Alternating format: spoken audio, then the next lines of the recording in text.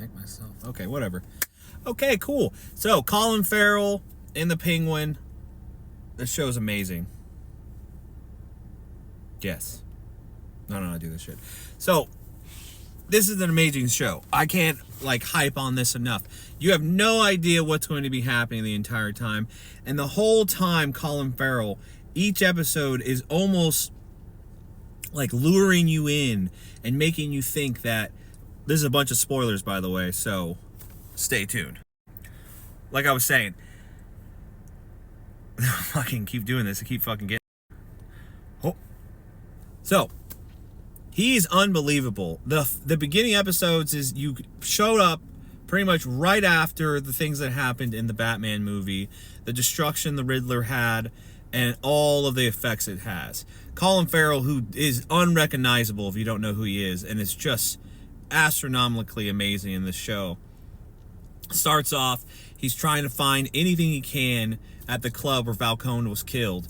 And there, Falcone's son shows up, and Oz being Oz does not like people talking shit about him, and without even thinking, immediately kills him. And the rest of the show is him trying to cover up, manipulate, pin enemy against enemy, all the way. It's constantly back and forth. And the new antagonist that comes out is Falcone's daughter, after she gets out of prison for finding out that her dad, who actually was the hangman, pins everything on her. She gets out. She wants to start running the business, but you kind of feel like she doesn't really want to run it. And her character plays out pretty much the same, where she ends up killing her entire family, saving one of her nieces, and then going there realizing, she doesn't really have that, I will do whatever it takes to get the life that I want. But Mr. Penguin, on the other hand, he does not give a flying F. Each episode, you start to figure out more and more who the Penguin really is. And the show is amazing because it makes you love him in a weird, he's like this blue-collar guy who's just trying to make it in this horrible... It's Gotham. Everybody there is always out for themselves in some way or another. It's unbelievable. You watch his character develop, and he ends up becoming friends with Victor, and I'm saving Victor for the end because he stole me and my wife's heart. I mean, he definitely stole my heart. I was so in for him the entire time. And okay, so you end up finding more and more about the Penguin, how he's taking care of his mother who's ill, how his brothers died to the city. And you think, because you see this part where he's a young Penguin and he's hanging out with all these old gangsters and stuff, and his older brothers are collecting money. Well, you come to find out that he killed his brothers. He killed both of his brothers. Then just went home and sat and watched a TV show, watched an old black and white movie with his mom.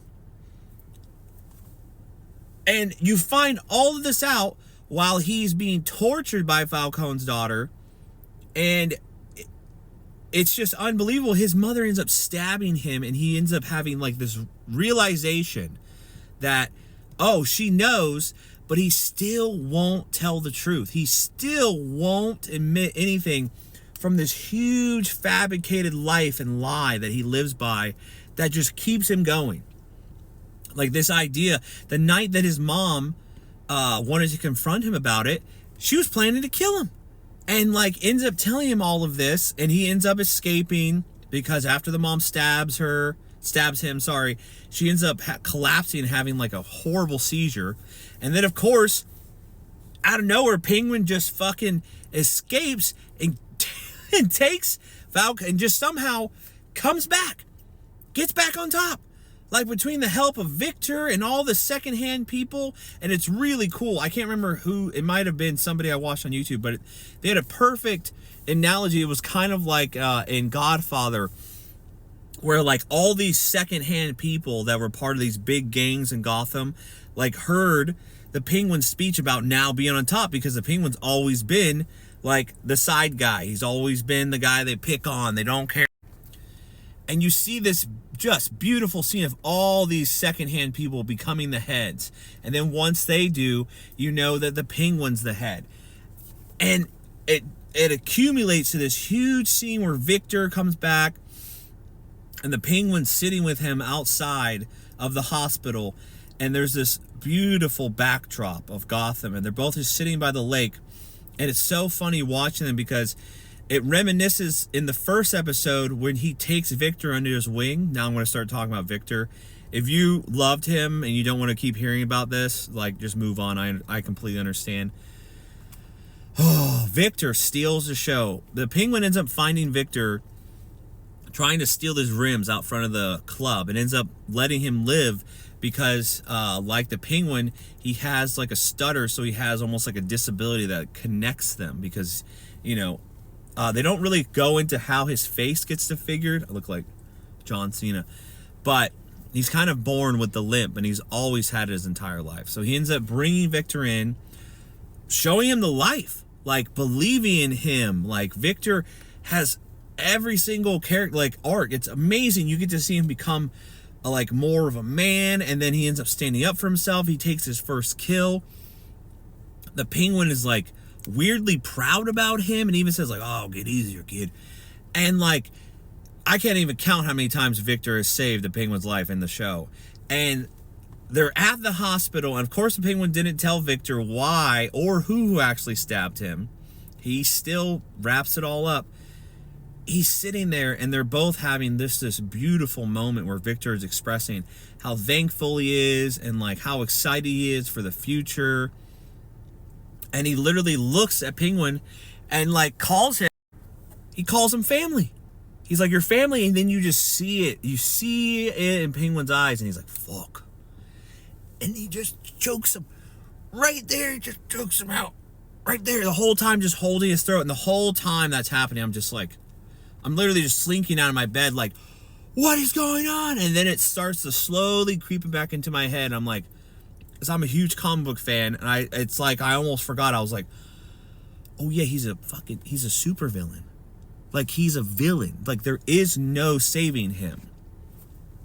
Like, this is who he is. He's always been a monster that only looks out for himself. Period.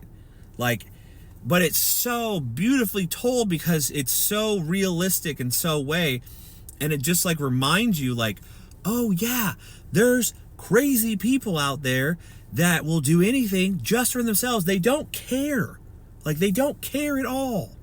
And it's just so crazy, and it was so heartbreaking to watch him. And he just leaves his body there. I don't know if anybody ever talked about it, but it's like so, just like after everything he's done, he's like, and just leaves him there.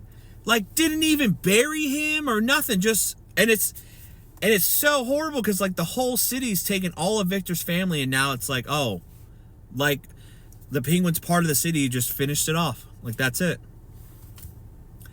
It's unbelievable. I mean, like, I cannot highly recommend the show anymore. Like, it's unbelievable. I'm so excited to see where Matt Reeves is going with the next Batman movie. I've heard and seen a couple posts saying that he will be in the new Batman movie, but it's only like a handful of scenes. But still, I'm just so excited. Unbelievably excited. That was my review of The Penguin. I can't recommend it enough. I'm going to put, just so you guys, like, if you stayed till the end, thank you so much. I want to try to make more content that isn't all political because all that shit's getting too much. I'm going to make some more videos. I'm getting really back into trilogies because we were spoiled with movies. Have you rewatched any of the original Pirates of the Caribbean movie? Woo! Wow. Just wow. Okay. Recommend Penguin, 10 out of 10, 5 out of 5, 5 out of 5 bat wings, 10 out of 10 penguins. All right. See you guys on the next one.